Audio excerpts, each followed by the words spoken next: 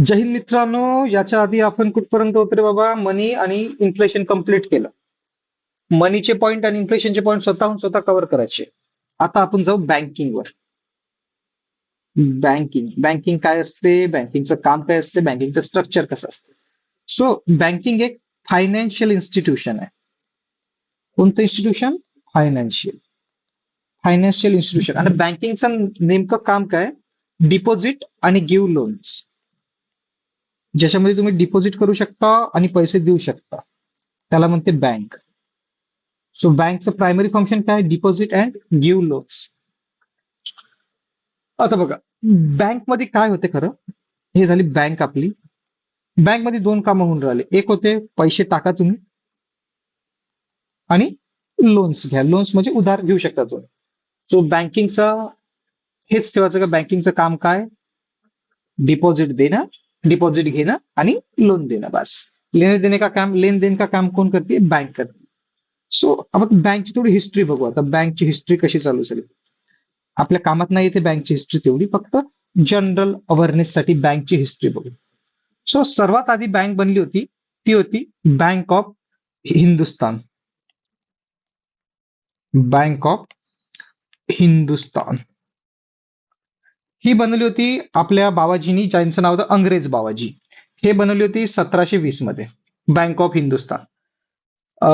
त्यानंतर अजून एक बँक बनवली होती, general bank of India.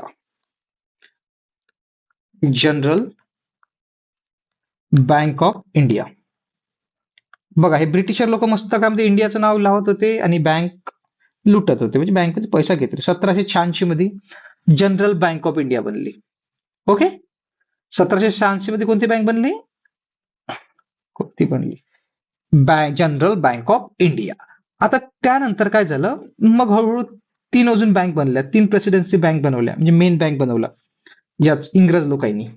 Bank of Calcutta, bank of Bombay आणि बँक ऑफ मद्रास. मद्रास म्हणजे जे साऊथची टेरिटरी आहे, आंध्र प्रदेश, कर्नाटक, केरळला, तमिळनाडू, तेलंगणा, ही मद्रास टेरिटरी मानल्या जाईल आधी. सो फर्स्ट बनली होती 1806 मध्ये बनली कलकत्ता, 1840 मध्ये बनली बॉम्बे आणि 1843 मध्ये बनली बँक ऑफ मद्रास.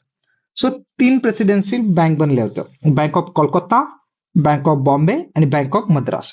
काही कालांतराने काय झालं, 1921 मध्ये ह्या तिन्ही बँकचं एकच करून टाकलं, तिचं नाव दिलं imperial bank. Imperial bank of India. So जे हा तीन बँक होता, कलकत्ता, बॉम्बे, मद्रास.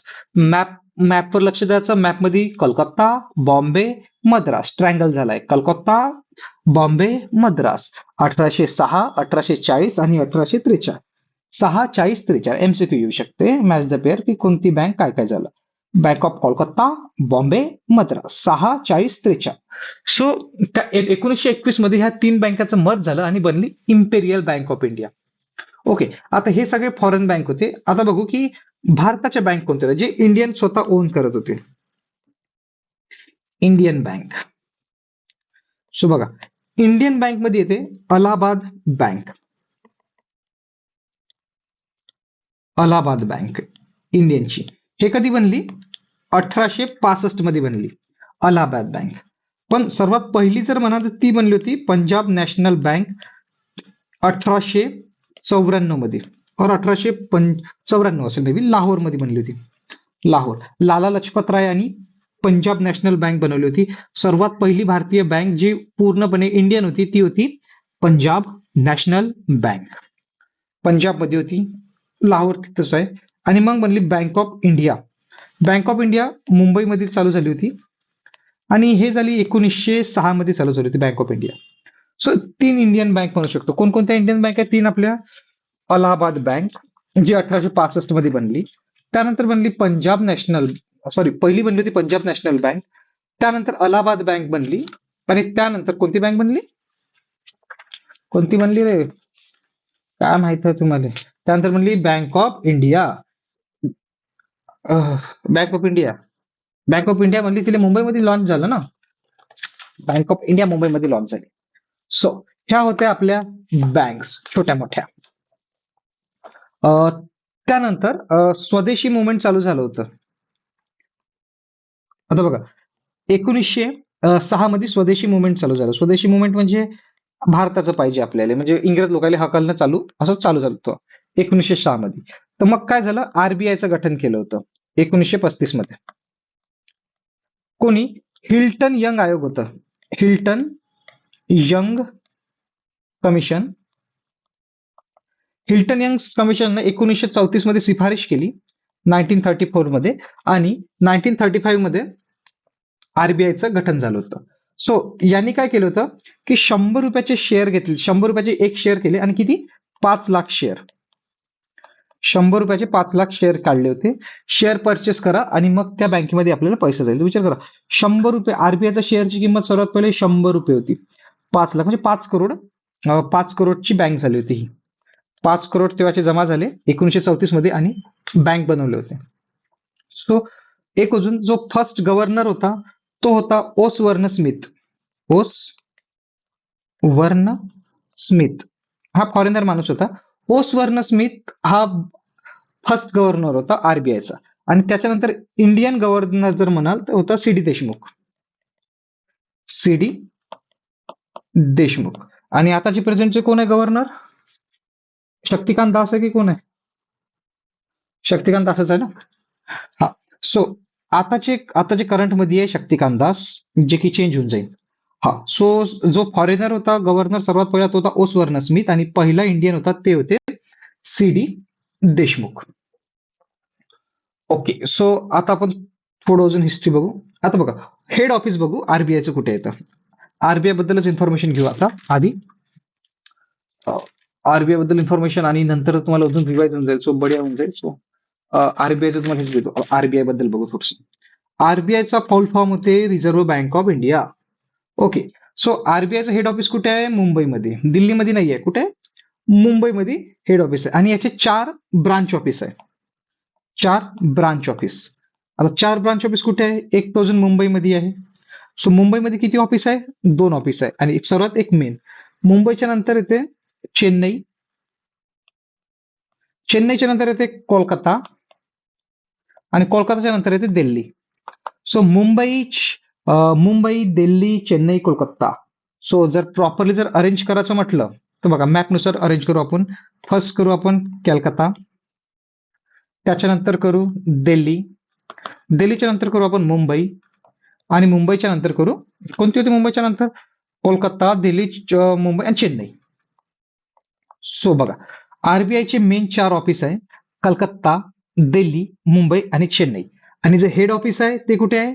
मुंबईमध्ये. आरबीआय फॉरेन मध्ये सुद्धा काम करते, तर आरबीआयचं लंडन मध्ये एक ऑफिस आहे, लंडन मध्ये, युके मध्ये. कारण अंग्रेज लोकांचं शासन जर तिथं पण आपल्याला बनवायचं होतं की आपली बँक आहे बा. सो आपलं शासन काम ते आपली बँकचं ऑफिस लंडन मध्ये सुद्धा आहे. सो अजून एक घेऊन घेऊ जनरल नॉलेज. जो कागज आहे ना, कागज नोट बनायचा, तो बनते होशंगाबाद मध्ये. होशंगाबाद. जो नोटचा कागज आहे तो कुठे बनते? होशंगाबाद मध्ये. कुणाल त्या दुकानात जेवढे पण खऱ्यासाठी लोक येते ना, त्याला विचारજો की हा नोटचा कागज कुठून येते म्हणा. तो म्हणा माहित नाही म्हणत, मी सांगतो म्हणा तुम्हाला, म्हणा पहा म्हणा होशंगाबाद मधून येते म्हणा. खुश. हा. मग त्याच्यानंतर ते अखबारी कागद. अखबारी कागज म्हणजे जे आपला न्यूजपेपर बनते ते बनते नेपानगर मध्ये. नेपानगर. सो कागज होशंगाबाद कुठला? नोटचा. आणि अखबारी कागज बनते नेपानगर मध्ये. ओके. सो एक काय असते, आरबीआयची हे होती पॉलिसी, होती नोट प्रिंटिंगची पॉलिसी, ते पण लक्षात घेऊ आपण. याची काय असते? 2 पॉलिसी, एक ओल्ड पॉलिसी होती आणि आताची न्यू पॉलिसी. ओल्ड पॉलिसीमध्ये काय करेल की 400 करोडच्याच नोटा प्रिंट करेल, 400 करोडचीच नोट प्रिंट करेल. बट न्यू पॉलिसीमध्ये काय झालं की आता 200 करोडच्याच नोटा प्रिंट करते, म्हणजे 200 करोड लिक्विडिटी राहील. समजत आहे? 200 करोड लिक्विडिटी राहील यांच्याकडे फक्त, बस. आधी 400 करोडच्या नोटा प्रिंट करत होते, आता फक्त आपण 200 करोड नोटा प्रिंट करतो. एक अजून कॉन्सेप्ट येते हेलिकॉप्टर मनी. आता हेलिकॉप्टर मनी म्हणजे काय होते? आता जर कुठे काय म्हणते पैशाची कमी असली तर मग मोदीजी काय करते? हेलिकॉप्टर पाठवते त्या गावामध्ये, त्या गावामध्ये असे पैसे फेकते. हेलिकॉप्टर मनी, हेलिकॉप्टर मनी असं नव्हतं आहे कॉन्सेप्ट तो. हेलिकॉप्टर मनी म्हणजे काय होते? जर कुठं मंदी असेल, किंवा रिसेशन असेल, तेव्हा काय करते गव्हर्नमेंट नोट छापते, एक्स्ट्रा नोट छापते, की मार्केटमध्ये सप्लाय आला पाहिजे नोटाचा. सो तो असते हेलिकॉप्टर मनीचा कॉन्सेप्ट. नाही तर तुम्ही जर म्हणाल हेलिकॉप्टर मनी वरून नोटा पडून राहिल्या, जय हेलिकॉप्टर मनी, जाओ जिथे जायचं हेलिकॉप्टर मनी, हेलिकॉप्टर मनी दिसला पकडा हेलिकॉप्टर मनी, असं नाही. सो आता बघू आपण नोट प्रेस बद्दल बोलू थोडस. नोट प्रेस म्हणजे नोटला प्रेस करणं असं नाही. नोट प्रेस म्हणजे जिथे नोट छापते. सो नोट कोण छापते? सेंट्रल गव्हर्नमेंट छापते. स्टेट गव्हर्नमेंटकडे छापायला दिलं तर स्टेट गव्हर्नमेंट सहाला पैसा करून टाकन. सो नोट कोण छापते? Central government. आणि सेंट्रल गव्हर्नमेंट मध्ये कोण? वित्त मंत्रालय. वित्त मंत्रालय. वित्त मंत्रालय म्हणजे फायनान्शियल मिनिस्ट्री. आता बघा, फायनान्स मिनिस्ट्री तर दोन प्रकारचे नोट असते. एक असते नोट्स आणि एक येते सिक्का. सिक्काला आपण काय म्हणतो? मिंट म्हणतो. जिथे सिक्का छापते त्याला मिंट किंवा टकसाल म्हणते, मराठीत टकसाल. ओके. सिक्क्याला काय म्हणते? सिक्क्याची मिंट आहे म्हणते. मिंट. मिंट म्हणजे तिथे सिक्का छापते. सो बघा, सिक्के कुठं बनते माहिती आहे का? फक्त 5 जागेवर सिक्के बनते. सिक्के कुठं बनतात बाबा? 5 जागेवर. आता पहा, आता हे मॅपवर जाऊ आपण. पहा रे, मॅपची प्रॅक्टिस केलीत पहा, मॅप किती पटपट काढता येते आपल्याला. सो बघा, सर्वात पहिली जागा आहे सिक्के छापण्याची, ती आहे कोलकाता. कोणती आहे? कोलकाता. कोलकातामध्ये, आता स्पेलिंग चुकलंय माहिती आहे मला, पण जाऊ द्या. कोलकातामध्ये नोट छापण्यात येते. कोलकाताच्या वरून युपी वर जाऊ आपण. युपी मध्ये जागा आहे नोएडा. युपी वर कोणती जागा आहे? नोएडा. कोलकाता, नोएडा. आता मुंबई तर फेमसच आहे, तर मुंबईमध्ये काय ना काय द्यावं लागेल. सॉरी, मुंबई चुकीच चाललो आपण. हा, इथेच आहे ना मुंबई आपली, बरोबर. सो इथं मुंबईमध्ये सुद्धा सिक्के छापण्यात येते. मुंबई झालं. मुंबईच्या नंतर अजून खाली येऊ कोलकाता. मुंबई झालं. मुंबईच्या खाली कुठे? मे बी एक हैदराबाद घ्या. इथे हैदराबाद घ्या. हैदराबादमध्ये सुद्धा नोट छापते. काय म्हणते? सिक्के छापते हैदराबादमध्ये. आणि चेन्नई राहिलं ना, तर चेन्नईमध्ये सुद्धा. चेन्नई तमिळनाडूमध्ये आहे ना? चेन्नई इथंच आहे ना, बरोबर. हा, बरोबर आहे, चेन्नई. हा, इथं चेन्नई. सो 5 जागेवर काय म्हणते आपले सिक्के छापण्यात येते, कॉइन्स बनवते. कोणकोणते मॅपनुसार लक्षात ठेवायचं? कोलकाता, नोएडा, नोएडाच्या नंतर मुंबई, मुंबईच्या नंतर हैदराबाद, हैदराबादच्या नंतर कुठे आलो आपण? चेन्नईमध्ये.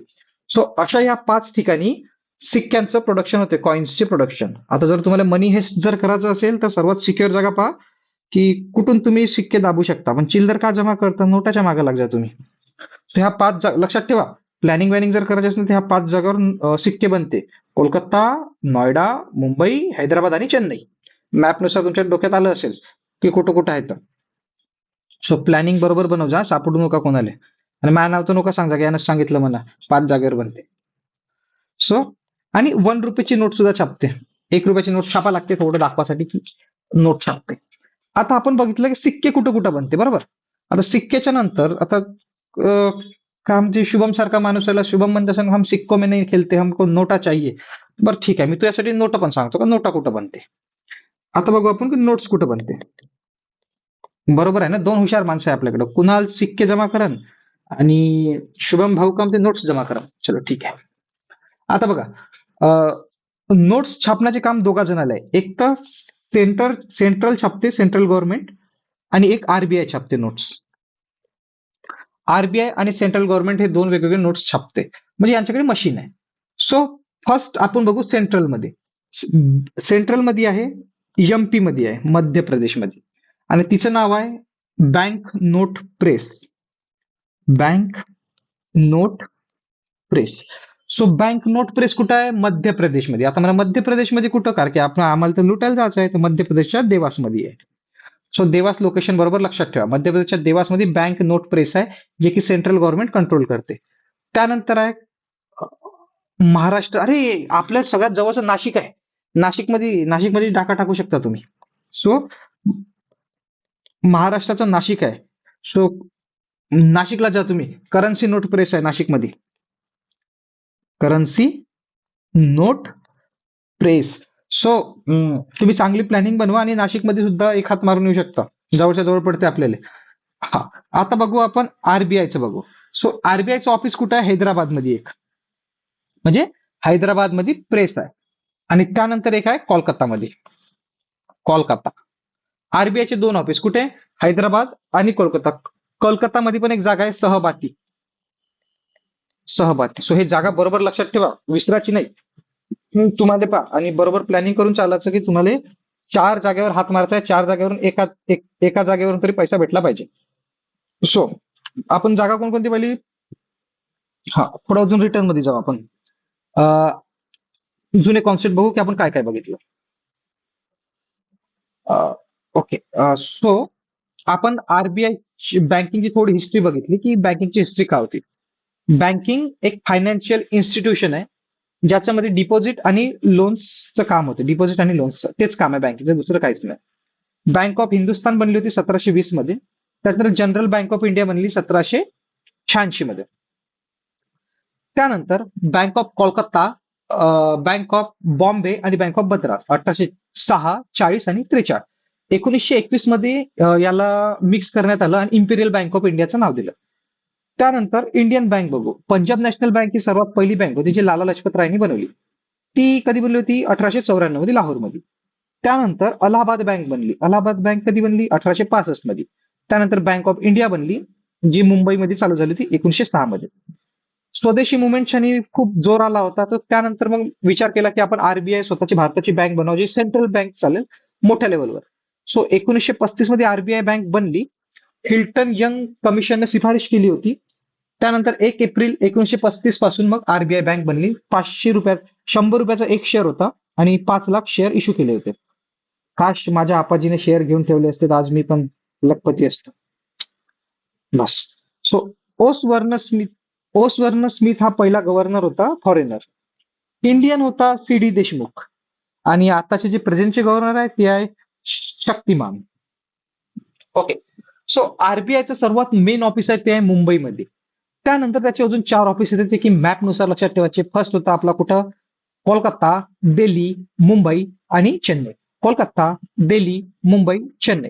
क्वाड्रिलॅटरल म्हणू शकतोय. आरबीआयचं फॉरेन मध्ये सुद्धा ऑफिस आहे जे की लंडन मध्ये आहे. आता दोन विचार कर, कागद कुठं बनते? सो कागज बनते आपला नेपागंजी मध्ये, सॉरी, होशंगाबाद मध्ये कागज याचा बनते नोट्सचा. आणि नेपानगर मध्ये बनते आपलं अखबारी कागज. सो तुम्ही एक काम कराल, तुम्ही हायटेक प्रिंटर विकत घ्या. आपण कागद जिथं बनते तो कागदच गॅप करू आपण. आपण दुसरं हे चालू करू काय? फर्जी. हा. सो आरबीआयची पॉलिसी होती ओल्ड पॉलिसी आणि न्यू पॉलिसी.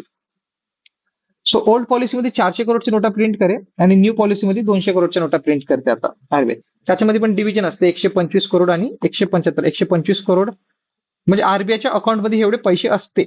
125 करोड आपले हे असते इंडियनचे आणि 75 करोड फॉरेनर मनी असते. हेलिकॉप्टर मनीचा कॉन्सेप्ट होता. हेलिकॉप्टर मनी म्हणजे वरतून पैसे पडणं असं नाही. हेलिकॉप्टर मनी म्हणजे मंदीमध्ये एक्स्ट्रा पैसे छापणं, लिक्विडिटी वाढवणं. नोट प्रेस बघितली आपण. नोट प्रेस म्हणजे जिथं पैसा छापते. नोट प्रेस कोण कंट्रोल करते? सेंट्रल गव्हर्नमेंट कंट्रोल करते. सो एक टक्साल नावाची वस्तू असते. टक्साल म्हणजे सिक्के होते. सो कुठे कुठे बनते? 5 जागेवर सिक्के बनते. फर्स्ट बनते आपलं कोलकाता. कोलकाताच्या नंतर बनते नॉयडा. नॉयडाच्या नंतर बनते कुठे आपलं? कुठं होतं? कोलकाता, नॉयडा, मुंबई, हैदराबाद, चेन्नई. कोलकाता, नॉयडा, मुंबई, हैदराबाद, चेन्नई या 5 ठिकाणी सिक्के बनते. त्यानंतर नोट प्रेस बघितली. नोट प्रेसमध्ये बघ, काय ते बँक नोट प्रेस जे की आहे एमपी मध्ये, देवासमध्ये. त्यानंतर करन्सी नोट प्रेस आहे नाशिकमध्ये, जे की तुम्ही जाणार आहे. सांगू नका कोणाला. हा व्हिडिओ अपलोड नाही करायला लागेल मला, नाही तर शाला काय म्हणते जी सिक्रेट लोक आहेत ते म्हणून प्लॅनिंग बनवत आहे म्हणून. हा. त्यानंतर एक हैदराबाद मध्ये आहे आणि एक कोलकातामध्ये. हैदराबाद आणि कोलकाता आरबीआय गव्हर्न करते. त्यानंतर चलो नोट्स, हे तर झालं वाटते. नोट्स पर्यंत आलो आपण. सो आपला फायनान्शियल इयर असते 1 एप्रिल ते 31 मार्च. आपला फायनान्शियल इयर किती आहे? 1 एप्रिल ते 31 मार्च. सो आता थोडं बघू आपण की आरबीआयचं काम काय असते आणि त्यानंतर आपण थोडं समोर जाऊ. हा. आता बघू आपण आरबीआयचं काम. आता बघू वर्क ऑफ आरबीआय. आरबीआय कोणतं काम करते बघा. आरबीआय काय करते? आपली जी नोट्स आहे ना इंडियन ची प्राइसचं रेग्युलेशनचं काम करते. चेक करत राहते नोटची प्राइस म्हणजे वाढत आहे की कमी होत आहे, म्हणजे नंबर्स चेक करते. त्यानंतर एक्सचेंज एक्सचेंज रेट सुद्धा चेक करत राहते, जे नीर म्हणतो आपण, नॅशनल इफेक्टिव्ह एक्सचेंज रेट असा आहे, तो आरबीआय चेक करते. नीरचा फुल फॉर्म काय? National effective exchange rate. RBI म्हणते बँको का बँक, म्हणजे बाप सर्वांचा बाप कोण आहे? आरबीआय. सर्व बँकिंगचा बाप कोण आहे? आरबीआय. ओके. सरकारची बँक आहे, गव्हर्नमेंट बँक म्हणतो आरबीआयले. आरबीआय कोणती बँक आहे? गव्हर्नमेंट बँक आहे. बँकोवर नियंत्रण करण्याचं काम करत, नोटा छापण्याचं काम करते. आणि मग क्रेडिट कंट्रोल. क्रेडिट कंट्रोल तर मग तुम्हाला सांगतो की मौद्रिक नीती, ती मॉनिटरी पॉलिसीमध्ये सांगेल तुम्हाला की क्रेडिट कंट्रोल काय असते. ओके. सो हे थोडं आरबीआयचं थोडी इन्फॉर्मेशन होती, जनरल इन्फॉर्मेशन होती. समजलं असेल तुम्हाला आरबीआयची जनरल इन्फॉर्मेशन. त्यानंतर आपण आता जाऊ थोडा मेन टॉपिक कडे. हे समजणं गरजेचं आहे. हे जर समजलं असेल तरच. हम्म. आता आता हे जे आपण सगळं बघितलं ना, हे बघितलं आपण प्री इंडिपेंडन्स, म्हणजे 1947चा आधीचा काळ बघितला. आता आपण थोडं समोर जाऊ. 1947च्या नंतरच्या काळामध्ये काय काय झालं. सो आता बघू post independence face. Post independence face मध्ये काय झालं? पोस्ट इंडिपेंडन्स फेस म्हणतो आपण 1947 ते 1991. 1991 मध्ये काय झालं होतं? एलपीजी झालं होतं. सो तो त्याचा आधीचा फेस म्हणजे तो म्हणते पोस्ट इंडिपेंडन्स फेस. सो याच्यामध्ये काय झालं होतं की 1948 मध्ये खूप साऱ्या बँक बनल्या होत्या. सो लगभग 637 बँक बनल्या होत्या आणि त्या फेल झाल्या होत्या. 637 बँक फेल झाल्या होत्या. सो मग आरबीआयने काय केलं की हे जर असंच जर चालू राहिलं, आरबीआय नाही, गव्हर्नमेंटनं काय डिसाईड केलं की हे जर असंच चालू राहिलं तर बँके लुटत जाईल, लोकांचा पैसा घेऊन जात जाईल, बँकेचं सिस्टीम बरोबर नाही चालन, बँकेचं काम नाही होईल. सो मग काय झालं की आरबीआय जी बँक होती ती नॅशनलाइज बँक करण्यात आली, म्हणजे नॅशनल, पूर्ण कंट्रोल कोणाचं राहील? सेंट्रलचं राहील. सो 1949 मध्ये आरबीआयला नॅशनलाइज केलं. नॅशनलाइज. कारण ह्या ज्या बँक होत्या ना, नॅशनलाइज नव्हत्या. ह्या बँकमध्ये बाहेरच्या लोकांचा पैसा होता. सो आता म्हणे बाहेरच्या लोकांचा पैसा राहील तर बँक त्यांच्यासाठी काम करेल. सो ती बँक पूर्ण गव्हर्नमेंटच्या नावावर झाली पाहिजे म्हणून 1949 मध्ये आरबीआयला काय केलं? नॅशनलाइज केलं. मग तो झाला नॅशनलाइजचा पिरियड झाला. तर मग आता नॅशनलाइजचा पिरियड होऊनच राहिला, तर बाकीच्या पण बँक असेल, ज्या मोठ्या मोठ्या बँक असेल, त्या जर प्रायव्हेट सेक्टरकडे राहिलं तर प्रायव्हेट सेक्टर आपली मनमानी करेल, आपला व्याजदर लावून. सो मग काय चालू केलं यांनी? नॅशनलायझेशनचं काम चालू केलं. सो जी इम्पेरियल बँक होती, इम्पेरियल बँक नावाची बँक होती, तिला सुद्धा 1955 मध्ये नॅशनलाइज केलं आणि तिचं नवीन नाव दिलं स्टेट बँक ऑफ इंडिया.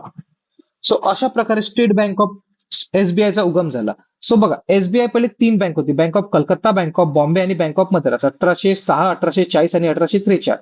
त्यानंतर तिचं 1921 मध्ये इम्पिरियल बँक नाव करण्यात आलं. आणि आता तर म्हणे की ही बहुत मोठी बँक झाली, तर आता का करून टाकू, हिले नॅशनलाइज करून टाकू म्हणे. सो हिचं नाव दिलं स्टेट बँक ऑफ इंडिया. आता स्टेट बँक ऑफ इंडियाचे पण 6 एक बँक आहे, 8 सबसिडरीज बँक आहे, सबसिडरी 8 सबसिडरी बँक आहे कोणाची? स्टेट बँक ऑफ इंडियाची. ते लक्षात ठेवायची गरज नाही कोणते बँक आहेत. आणि एसबीआयनं सर्वात पहिले झनकार मध्ये, बघा काल शिकवलं होतं, झनकर मध्ये एटीएम चालू केलं होतं 2004 मध्ये. सो भारतामध्ये एटीएमची देण कोण आहे? State bank of India. आता कोणत्या समितीनं म्हणलं की इम्पिरियल बँकले नॅशनलाइज करा? ते होतं गोलेवाला समिती. कोणती समिती? गोलेवाला समिती. गोरेवाला समिती. गोरेवाला समिती म्हणजे गोरेवाला कमिटी. यांनी म्हटलं की आरबीआयला राष्ट्रीयकरण करा, नाही तर लिहून या, गोलेवाल्यानं एसबीआय इम्पिरियल बँकेला नॅशनलाइज केलं म्हणा. गोला विकणेवाल्यानं. चांगला आहे हा शब्द, चांगला आहे तो, गोलेवाला. सो गोरेवाला समितीने काय म्हटलं की नॅशनलाइज करा, आणि नॅशनलाइज केलंच आपल्या गव्हर्नमेंट बँकेत. सो जे आपलं नॅशनलायझेशन झालं ना, ते 2 चरणामध्ये झालं. नॅशनलायझेशनचा फेस. नॅशनलायझेशन म्हणजे राष्ट्रीयकरण, म्हणजे त्याच्यावर जो कब्जा राहील ना, तो पूर्ण गव्हर्नमेंटचा राहील. समजला? जसं आपल्या गर्लफ्रेंडवर कब्जा फक्त आपलाच राहते, तो होते नॅशनलायझेशन. आणि बाहेरच्या पोरीवर जो आपला कब्जा नाही राहत, तो होते प्रायव्हेटायझेशन. समजले पोट्टे आता? सो ऑलवेज नॅशनलाइज करण्यावर फोकस करा, प्रॉपर्टी आपली राहते. हा. सो नॅशनलायझेशन 2 चरणमध्ये झालं, फर्स्ट फेज आणि second phase. So first phase झालं याचं 1969 मध्ये. याच्यामध्ये काय केलं, 14 बँकला नॅशनलाइज केलं, ज्यांची रेट होती 50 करोडच्या वर होती. ज्या बँकची व्हॅल्युएशन 50 करोडची वर राहील त्याला नॅशनलाइज केलं. त्या किती बँक झाल्या नॅशनलाइज? 14 बँक झाल्या. आणि द्वितीय चरण झालं 1980 मध्ये, आणि याच्यामध्ये 6 बँकले नॅशनलाइज केलं. आणि यांची रेट किती असायला पाहिजे होती म्हणते? 200 करोड रुपये. ज्या बँकेची रेट 200 करोड आहे त्या बँकला आपण नॅशनलाइज करू. आणि आताच्या ज्या करंट सिच्युएशन मध्ये 12 सरकारी बँक आहे nationalise bank, 12 nationalise bank. So 1969 मध्ये 14 बँक होत्या, 1980 मध्ये 6 बँक होत्या, आणि आता ज्या वर्तमान कंडिशन आहे त्या आहे 12 नॅशनलाइज बँक. सो पाहिजे रे कोणत्या बँकेमध्ये तुम्ही पैसा टाकता, तुमची बँक नॅशनलाइज आहे का नाही. कारण जर तुमचा एकदा जर पैसा गेला तर आरबीआय तुम्हाला पैसे देत नाही. फक्त 5 लाखाच्या वर, 5 लाख रुपयापर्यंत तुमचा इन्शुरन्स आहे. 10 लाख असेल तर 5 लाख गेले म्हणते. आरबीआयची नीती आहे. सो नॅशनलायझेशनचा फेस समजला असेल तुम्हाला की नॅशनलायझेशन कसं झालं.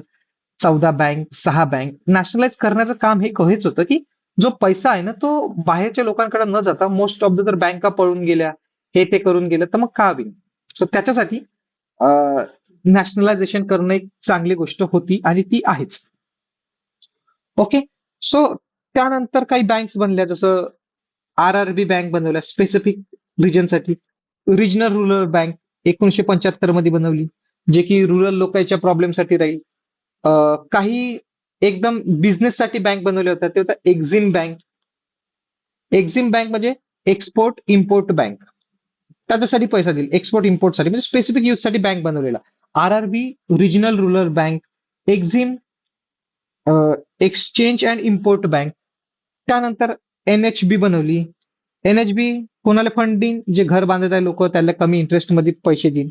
सो नॅशनल हाऊसिंग बँक असं असेल, हा नॅशनल हाऊसिंग बँक बनवली 1988 मध्ये. सो मग गव्हर्नमेंटनं आपापलं काय केलं हे चालू केलं की पॉलिसी चालू केल्या बँकिंग कसं. अजून एक बँक बनवली होती SIDBI, small industries development bank of India. Small industries development bank of India, simple गोष्ट आहे. स्पेसिफिक बँक होती की जे स्मॉल इंडस्ट्रीज असेल त्यांना डेव्हलप करण्याचं काम होतं. ही बनली 1990 मध्ये. एक आरआरबी बनली होती 1975 मध्ये. एक्झिम बँक बनली 1982 मध्ये. नॅशनल हाऊसिंग बँक बनली 1988 मध्ये. आणि SIDBI, small industrial development bank of India, ते बनली 1990 मध्ये. सो तुम्हाला हे लक्षात ठेवायची गरज नाही की बँक कधी बनली, पण कोणती बँक आहे ते लक्षात ठेवायचं. जसं regional rural bank, national housing bank, export import bank आणि small industrial development bank of India. So हा जो सगळा कांड झाला ना, हा झाला फर्स्ट फेज मध्ये. फर्स्ट फेज कधीपासून चालू झाला होता? 1948 म्हटलं आपण, सॉरी 1947 टू 1975च्या काळापर्यंत हे आपला हे झाला होता. म्हणजे कोण कॉल करतोय रे, साला कोण डिस्टर्ब कर रहा है रे आपण को, कोण वाजत रे, कोणाचा कॉल असतंय. हा चलो जाऊ द्या. हा 1977 ते 1975. मला आवाज येत आहे का तुम्हाला?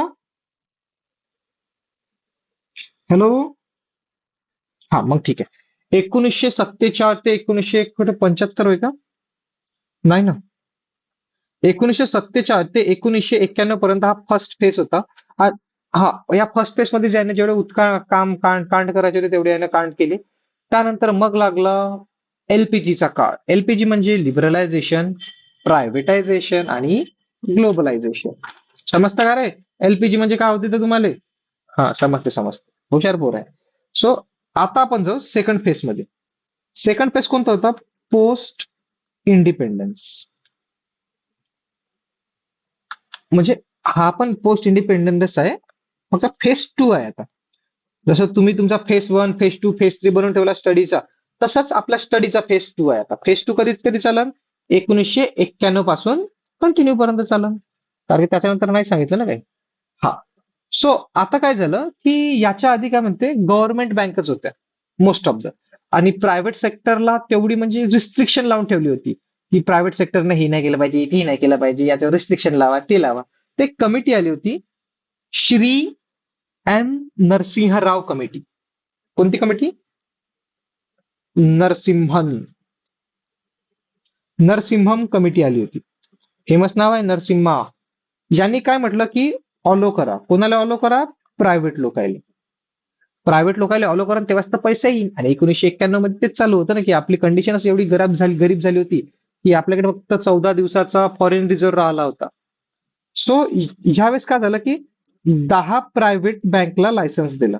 10 प्रायव्हेट बँकला लायसन्स मिळण्यात आलं. त्याच्यामधले बँक आहे ICICI बँक, मग कोणती बँक आहे? ऍक्सिस बँक, त्यानंतर इंडसलँड बँक. अशा फेमस फेमस बँक होत्या की यांना लायसन्स मिळण्यात आलं होतं. ICICI बँकचा फुल फॉर्म काय? Industrial credit and investment corporation of India. हे बँकिंग वाले बहुत हुशार आहेत. ज्या कंट्रीमध्ये जाते त्या कंट्रीचं नाव चिपकून टाकते. म्हणजे ती फॉरेन बँक नाही म्हणते, आपली इंडियाच बँक आहे म्हणते. सो कोणती? Industrial credit and investment corporation of India. So IC म्हणजे इंडस्ट्रियल क्रेडिट, नंतर corporation, credit corporation, industrial credit and investment corporation of India. याचं ICICचं फुल फॉर्म होते. त्यानंतर नेक्स्ट कमिटी बघू. एक कमिटी आली होती, नचिकेत कमिटी. नचिकेत मोर कमिटी. नचिकेत मोर कमिटी.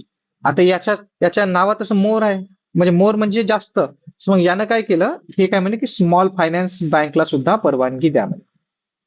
स्मॉल फायनान्स बँकवर फोकस झालं होतं यांचं. यांचं कोणत्या बँकवर फोकस झालं? स्मॉल फायनान्स बँकवर. आणि हे सगळे कोणत्या याच्यात आहे? जे RBIचा ऍक्ट आहे 1935 शेड्यूल 2, त्याच्यामध्ये हे सगळं लिहून आहे. RBI ऍक्ट 1935 शेड्यूल 2, त्याच्यामध्ये हे सगळं लिहून आहे की काय काय करायला पाहिजे, जे रूल्स रेग्युलेशन. शेड्यूल 2. खाऊन का आवाज नाही येते का? क्या क्या करून राहिला? कोण होय हा? चाल चाल, तुम्हाला बँकिंग का शिकवली? तुम्ही नोट छापायला चालले पटापट. नेट इश्यू आहे तुया. चाला, गावात राहून क्लास करून राहिला. आवाज येत आहे ना? हा. सो प्रायव्हेट बँक बघितलं आपण. HDFC एक प्रायव्हेट बँक आहे, ICICI प्रायव्हेट बँक आहे, ऍक्सिस बँक आहे. ह्या प्रायव्हेट बँक आहे. अजून नाबार्ड सारखी बँक बनवण्यात आली होती, national bank for agriculture and rural development. NABARD bank बनवली होती. सो अशा काही बँक्स बनवल्या की स्पेसिफिक पर्पज साठी बँक बनवल्या होत्या याने. आता बघू आपण. आता बघा, दोन प्रकारच्या बँक असते. एक असते शेड्यूल बँक आणि एक असते नॉन शेड्यूल बँक. आता शेड्यूल बँक मध्ये काय असते की शेड्यूल बँक असेल ना, त्यांना सगळंच RBIच्या गाईडलाईन फॉलो करायला लागते, सगळ्याच A to Z. आणि नॉन शेड्यूल बँक काय म्हणते की आम्ही RBIच्या गाईडलाईन फॉलो करणार नाही, म्हणजे सगळे तुमचे गाईडलाईन नाही फॉलो करायला लागते. So, दोन बँक बघितलं आपण, एक आहे शेड्यूल बँक आणि एक आहे non schedule bank. Schedule schedule बँकचा अर्थ असा आहे की RBIचे रूल्स फॉलो करावंच लागेल त्या बँकले, आणि नॉन शेड्यूल बँक नाही करेल. सो फर्स्ट काय आपलं, RBIचे रूल्स. हे काय करेल? फॉलो करेल. पण हे काय करेल? RBIचे रूल्स फॉलो नाही करेल. शेड्यूल बँक मध्ये काय करते? RBI इन्शुरन्स घेते. जर तुमच्या अकाउंटमध्ये 1 करोड रुपये असेल ना, तुमचे 1 करोड रुपये सुद्धा जर डुबले असेल तर आम्ही तुम्हाला 5 लाख रुपये देईल, इमानदारीने 5 लाख रुपये वापस देईल. हा, सो हे RBIची पॉलिसी. 95 करोड नाही, 5 लाख रुपये वापस देईन फक्त. हा. आणि नॉन शेड्यूल बँक का म्हणते? डुबले ते डुबले म्हणते आम्हाला, आम्ही देती नाही म्हणजे तुमचे पैसे वापस, आणि काहीच नाही. हा. आता जे शेड्यूल बँक आहे ना, ते RBI ऍक्ट 1934च्या अंडरमध्ये येईल. हे RBI फॉलोच नाही करत तर आम्ही काय वापरू? ओके. सो त्याच्यानंतर यांचं काय असते की हे शेड्यूल बँक आहे ना, RBI पासून पैसा उधार मागू शकते, भीक मागू शकते RBI पासून, शेड्यूल बँक झाले. पण नॉन शेड्यूल बँक भीक मागण्याचा चान्सेस नाही, रूलच फॉलो नाही करत, कोण यायला पैसा देणार आहे. त्याच्यानंतर याचा जो यांना काय असते, CRR cash reserve ratio RBI कडे डिपॉझिट करायला लागते. कॅश रिझर्व्ह रेशो म्हणजे काय असते की काही जी अमाऊंट असते ना, ती तुमच्याकडे लिक्विडेट असणं आवश्यक आहे. जर तुमच्याकडे 100 रुपये जर जमा केले कोणी, तर त्या 100 रुपयामधून 4 रुपये तुमच्या बँकेमध्ये असणं आवश्यकच आहे, कंपल्सरी ठेवाच लागेल. आणि ते पैसे कोणाला द्यायला लागेल? तुम्हाला RBIला द्यायला लागेल. आणि हे का करते? CRR स्वतःपाशीच ठेवते. आम्ही काय RBIला देऊ रे म्हणते. शाळा आरबीआयनं केलंच का म्हणते. हा. So, याच्या जर बँक म्हणाल तर एसबीआय बँक येते, एक्सिस बँक येते, आयसीआयसीआय बँक येते. So, ह्या शेड्यूल बँक झालं की ह्या गव्हर्नमेंटच्या गाईडलाईन फॉलो करते आरबीआयच्या. आणि याच्यामध्ये असेल कॅपिटल लोकल. एक बँकचं नाव सांगतो, capital local area bank. Capital local area bank ही जस्ट एक बँकचं नाव आहे आणि ती नॉन शेड्यूल बँक आहे. आता याच्यामध्ये बघा बेनिफिट काय होता. आरबीआय यायला लोन देते त्या बँकले, डेबिट करायसाठी पैसे देते. पण याला म्हणते साला तुम्ही आमचा रूल नाही फॉलो करत, काय नाही करत, त्याला कोण विचारणार आहे. सो याला फॉरेनर समजून घेते त्या बँकवाले. सो शेड्यूल बँक आणि नॉन शेड्यूल बँक बद्दल तुम्हाला फरक समजला असेल. शेड्यूल बँकला आरबीआयच्या गाईडलाईन संपूर्ण फॉलो करावं लागते. बट नॉन शेड्यूल बँक अपने में ही मगन है भाई. चरस गांजा फूक के हम अपने ही मगन है. हा. वाईट विचार नको आणू रे मनामध्ये. कुणाल मला समजलं तू काय विचार करत आहे. So so banking structure in India. So आता बघा आरबीआयचं गठन कधी झालं होतं. 1935 मध्ये. बट याचं काय झालं, जो हिल्टन यंग कमिशन होतं ना, त्याने शिफारिश केली होती 1934 मध्ये. ओसवर्न स्मिथ याचे फर्स्ट गव्हर्नर जनरल, गव्हर्नर. त्यानंतर सी डी देशमुख आपले भारताचे पहिले आणि शक्तिमान आपले आताचे प्रेझेंटचे. सो आता एक अजून आपण मेन्सचा प्रश्न बघू की functions of RBI. Major functions of R B I. So बघा आरबीआयचं सर्वात महत्वाचं काम पहिलं आहे मॉनिटरी ऑथॉरिटी. मॉनिटरी ऑथॉरिटी म्हणजे आपल्या भारतात जेवढाही पैसा आहे ना त्याच्यावर सगळ्यावर कब्जा कोणाचा राहील. आरबीआयचा. म्हणजे आरबीआय लक्ष ठेवेल. आता आरबीआय लक्ष ठेवेल जर कोणाला पैसे पाहिजे असेल तर पैसे काम ते बनवायला लागेल. सो इश्यू करते, इश्यू ऑफ करन्सी. आता पैसे बनवायचं काम सुद्धा कोण करते. आरबीआय करते. म्हणजे किती पैसा बनवायला पाहिजे. आता lender of last resort. Lender of last resort एक कन्सेप्ट आहे. याच्यामध्ये काय असते की आता जर कोणती बँक भीकमंगी झाली. आता भीकमंगी झाली ते पैसे कोणाला मागाल. आरबीआयला मागाल. सो आरबीआय काय म्हणते, बरं ठीक आहे बापू रडू नको म्हणते, हे घे म्हणते 5 रुपये, जा डेअरी मिल्क खा म्हणते. So lender of last resort कोण आहे आपली. आरबीआय. सो आरबीआय अजून काय बँको का बँक आहे. बँको का बँक. सबका बडा बाप. हा केजीएफचा बडा बाप कोण आहे. आरबीआय. त्यानंतर बँको का बँक म्हणजे बँकर्स बँक म्हणतो आपण. गव्हर्नमेंटची बँक आहे वाली. गव्हर्नमेंटची बँक आहे. हे आरबीआय लुटाले नका जाऊ बे तुम्ही. सापडाल तर बम धुवन तुम्हाला दोघाले. साले आरबीआय लुटायला जात नका. बडा हात मारेंगे. हे म्हणते ना शिकार करना है तो शेर का करो, इन भेड़ बकरियों में क्या रखा है. तैरना है तो समंदर में तैरो, इन नदी और नालों में क्या रखा है. सो तुम्ही असेच म्हणाल बँक लूटना है तो आरबीआय को लूटो, इन छोटे मोठे बैंकों में क्या रखा है. बम पेलवन तुम्हाला. हा. आता काय regulator and supervisor of the financial system. So एक रेग्युलेटर असते, रेग्युलेशनचं काम करते कोण. आरबीआय करते. अजून मॅनेज करते आपला फॉरेन फंड, जे आपलं फॉरेक्स रिझर्व्ह म्हणते ते मॅनेज करण्याचं काम करते. आणि नंतर येते पेमेंट अँड सेटलमेंट कडे लक्ष ठेवते. पेमेंट अँड सेटलमेंट कोण आपली आरबीआय. सो आरबीआयची हे मेन फंक्शन आहे.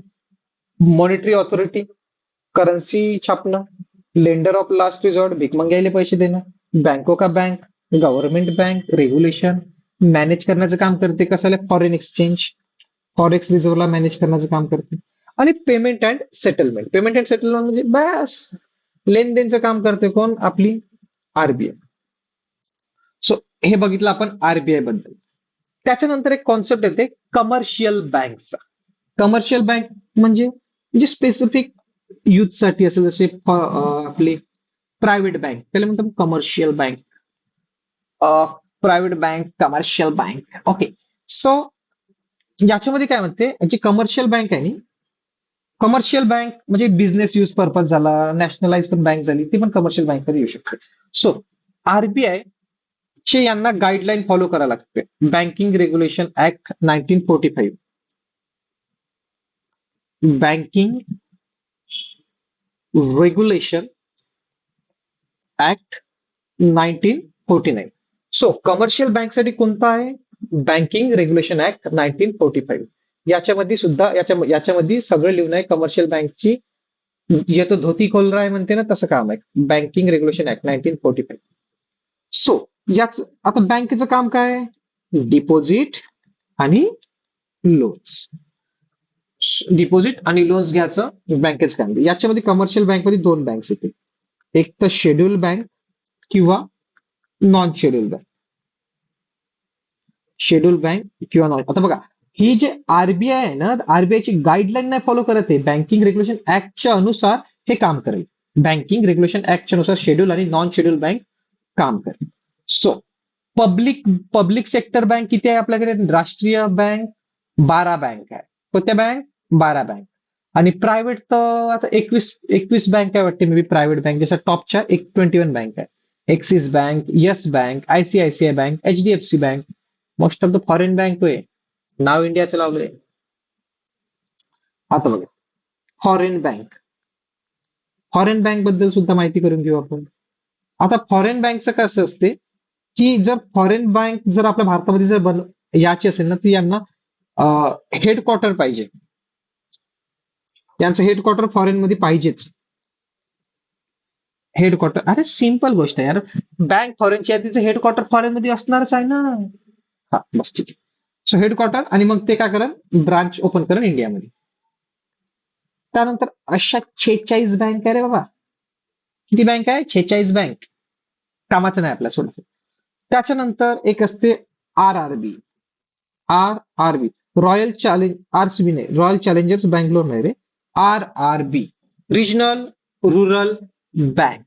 सो रिजनल रुरल बँक मध्ये काय असते की 35% स्पॉन्सर बँक असते. 35% स्पॉन्सर बँक म्हणजे जो प्रायव्हेट वाला माणूस जर त्याला बँक टाकायची असेल आरआरबी, तर त्याला 35% पैसा स्वतःचा द्यावा लागेल. त्यानंतर 50% पैसा आहे तो सेंट्रल गव्हर्नमेंट देईल आणि 15% स्टेट गव्हर्नमेंटचं कॉन्ट्रीब्युशन राहील. सो 35% स्पॉन्सर बँक जे आरआरबी ला प्रिफर करत आहे. म्हणजे समजा आता कुणालची बँक आहे, अखिल भारतीय भिकारी संघटना अशी त्याची बँक आहे, त्याच्या बँकेमध्ये कोणी येत नाही, पण तरी तो स्पॉन्सर करून राहिला की मी 35% शेअर देईन. आता कसा देईन तो, त्याची बँक लुटाची प्लॅनिंग आहे आपल्याला समजलं, पण अनंत पैसा. सो 35% त्याचे शेअर तो देऊन राहिला. मग गव्हर्नमेंट 50% आम्ही देतो म्हणते, सेंट्रल गव्हर्नमेंट. भाऊ तुम्ही बँक टाका म्हणते, पण त्याला माहित नाही का तुमचाच पैसा दाबला आहे ना. हा, so 15% state government, 50% central government आणि 35% स्पॉन्सर. सो हे रिजनल रुरल बँकचं स्ट्रक्चर आहे. 35% स्पॉन्सर देते, 50% सेंट्रल देते, 15% स्टेट देते.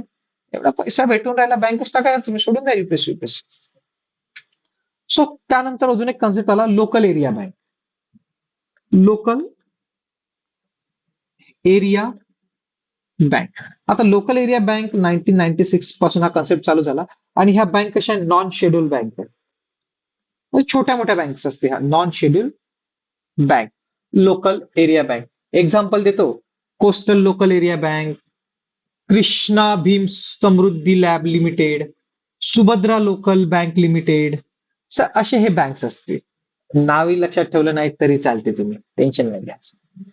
त्यानंतर एक आला होता कंपनीज ऍक्ट.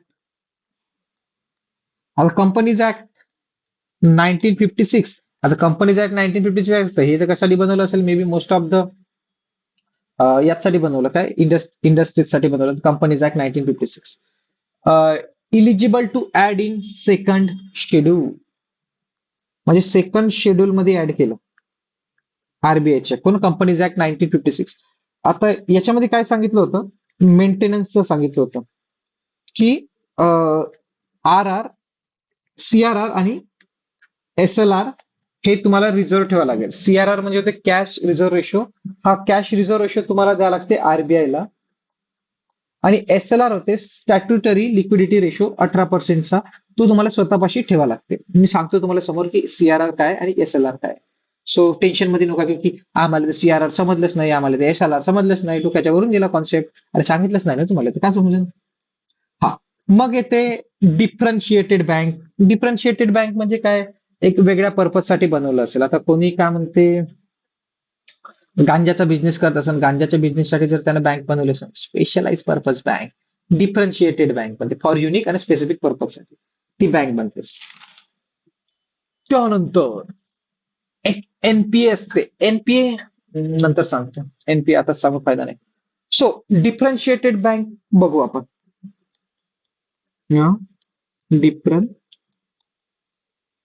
डिफरन्शिएटेड बँकचा कॉन्सेप्ट. आता डिफरन्शिएटेड बँकचा आपण कॉन्सेप्ट बघितलं की स्पेसिफिक पर्पज साठी बँक आहे तो डिफरन्शिएटेड बँक. बस एवढंच ठीक आहे. त्यानंतर ते payment bank and small finance bank. Payment banks and small finance banks. Payment bank payment करण्याचं काम करा. स्मॉल फायनान्स बँक स्मॉल फायनान्सचं काम करणं. अशा किती बँक्स आहे? 11 बँक्स आहेत पेमेंट आणि हा. यांचं काय असते की यांना रजिस्टर करायला लागते पब्लिक लिमिटेड कंपनी म्हणून, जो ऍक्ट आहे 2013चा. यांचं रजिस्ट्रेशन पाहिजे. रजिस्ट्रेशन कुठे? Public limited company. Public limited company act आहे, त्यानुसार यांचं रजिस्ट्रेशन पाहिजे. 2013चा ऍक्ट आहे. तेव्हाच त्यांना काय भेटेल? शेड्यूलचं स्टेटस भेटेल. म्हणजे यांना शेड्यूलचं स्टेटस भेटू शकते. शेड्यूल बँकचं स्टेटस भेटू शकते. याच्यामध्ये नियम आहे की फक्त 1,00,000 तुम्ही डिपॉझिट करू शकता. 1,00,000 डिपॉझिट करू शकता या पेमेंट बँकमध्ये. त्यानंतर नो क्रेडिट कार्ड. तुम्हाला क्रेडिट कार्ड नाही भेटेल या बँकेमधून. आता अखिल भारतीय भिकमांगी संघटना ह्या अशा बँकेमध्ये जर तुम्ही पैसे टाकायला गेले, तुम्ही विचार करून राहिले ज्या बँकेचं नाव भिकमंगा आहे ते का तुम्हाला क्रेडिट देणार आहे? क्रेडिट कार्ड देणार आहे तुम्हाला. No NRI deposit. आता मला सांगा, हा कुणाल नावाचा माणूस स्वतःच्या गावामध्ये बँक बनवून राहिला स्वतःची, आणि याच्यामध्ये नॉन रेसिडेंट ऑफ इंडिया कोण पैसे टाकणार आहे याच्यामध्ये? कोणता येणार आहे याच्या बँकेत पैसे टाकत? सो एनआरआय लोक पैसे टाकत नाही याच्या बँकेमध्ये. सो याची बँक अशीच आहे. हे काय करते? 75% इन्व्हेस्ट करू शकते गव्हर्नमेंट सिक्युरिटीमध्ये. गव्हर्नमेंट सिक्युरिटी बॉन्ड्स असते, त्याच्यामध्ये 75% तुम्ही सिक्युरिटी 100 करोडची इक्विटी बनवू शकते. इक्विटी म्हणजे shares. Time deposit, fix deposit. Fix deposit नाही चालत त्या बँकमध्ये, टाइम डिपॉझिट चालतं. आणि ही बँक कोणाला लोन देत नाही जास्त. पैशाच नाही बँकेकडे, का लोन देणार? मग येते स्मॉल फायनान्स बँक. ही पेमेंट बँकची सिस्टीम बघितली. पेमेंट बँकची सिस्टीम आता तुम्हाला याचं करंट एक्झाम्पल देतो. ते आहे पेटीएम, ते आहे एअरटेल बँक. बघा, पेमेंट बँक आहे. पेटीएम झालं, एअरटेल बँक झालं. आता पेटीएम बँक तुम्हाला लोन देते का? नाही देत. एअरटेल बँक तुम्हाला लोन देते का? नाही देत. लिमिट आहे 1,00,000ची. 1,00,000च्या वर तुम्ही घेऊ शकत नाही. तुम्ही 75%च गव्हर्नमेंटच्या सिक्युरिटीमध्ये इन्व्हेस्ट करू शकता ते बँकेच्या पैशातून. 100 करोडची तुम्ही इक्विटी देऊ शकता फक्त, त्याच्यावर तर देऊ शकत नाही. सो पेमेंट बँक झालं. हे जे आपण बघितले पेमेंट बँक बद्दल एक्झाम्पल पेटीएम आणि एअरटेलची बँक बनवली बघा. अजून अमेझॉन पे, हे जे छोटे मोठे Amazon pay, may be bank तर नाही अमेझॉन पे, ठीक आहे. एअरटेल बँक बनवली होती आताच recently, Airtel bank, Paytm. So हे झालं ना छोटे पेमेंट बँक आहे. फक्त पेमेंट बँकले तेवढं काही हे नाही. क्रेडिट कार्ड का देणार आहे पेमेंट बँक? पेटीएम कुठचं क्रेडिट कार्ड देणार? तेच साला आपल्यापासून पैसा घेऊन राहिला, आपल्याला पैसा देईन का तो? त्यानंतर बघू आपण small financial bank. Small financial bank. So fall small financial बँकचा कॉन्सेप्ट काय आहे की याच्यामध्ये नो लिमिट पैशाचा, किती पैसे ट्रान्सफर करा, नो लिमिट. सो 75% यांना का द्यायला लागते? प्रायोरिटी सेक्टर असते. प्रायोरिटी सेक्टर म्हणजे ऍग्रिकल्चर झालं, हे ते झालं. इकडल्यांना 75% तुम्हाला मिनिमम ते पैसे द्यायला लागतात. 75% पैसा म्हणजे आता जर 100 रुपये जर आले तर यांना 75% जे प्रायोरिटी सेक्टर आहे, जे खूप महत्वाचे सेक्टर आहे, त्यांना ते पेमेंट फंडिंग करायला लागेल. त्यानंतर 200 करोड पर्यंत ही इक्विटी करू शकते. 200 करोड इक्विटी म्हणजे शेअर. 200 करोड पर्यंत तुम्ही इक्विटी करू शकता तुम्ही स्मॉल फायनान्स बँकची. त्यानंतर येते India post payment bank. India post payment हे कोणाच्या अंडरमध्ये? Ministry of communication. Ministry of कम्युनिकेशनच्या अंडरमध्ये येऊन राहिली. आणि हे चालू कधीपासून झाले? 1 सप्टेंबर 2018 पासून. Indian post payment bank. So postal bank नाही, दुसरी bank Indian post payment bank पहिली, मला पोस्टलच बँक म्हणत असं. सो मिनिस्ट्री ऑफ कम्युनिकेशनच्या अंडरमध्ये ते चालू झाली 1 सप्टेंबर 2018 पासून. अजून एक बँक आहे जिचं नाव आहे नाबार्ड. त्या बँकचं नाव काय? नाबार्ड. नाबार्डची स्थापना कधी झाली? 12 जुलै 1982 मध्ये. नाबार्डचं जर फंक्शन म्हणा तर स्पेसिफिक यूज आहे नाबार्डचं. नाबार्ड कोणासाठी देऊन राहिलं? जे की अशा बँक्स असे जे शेतकरी झालं, शेतकऱ्यांना नाबार्ड पैसे देते. जर तुम्ही हे असं कराल आमच्या स्ट्रक्चरनुसार तरच आम्ही तुम्हाला पैसा देऊ. सो हे झालं नाबार्ड बद्दल शिकलो. त्याच्यानंतर आपण बघू non banking financial company. Non banking financial company बद्दल बघू. त्यानंतर आपल्याला बघायचं आहे bank run, capital adequacy ratio, CAR काय होते, Basel norm, SLR, non performing asset काय आहे, बॅड बँक्स काय आहे, आरबीआयचं सगळं. सो होप आपण बरं, एक मिनिट.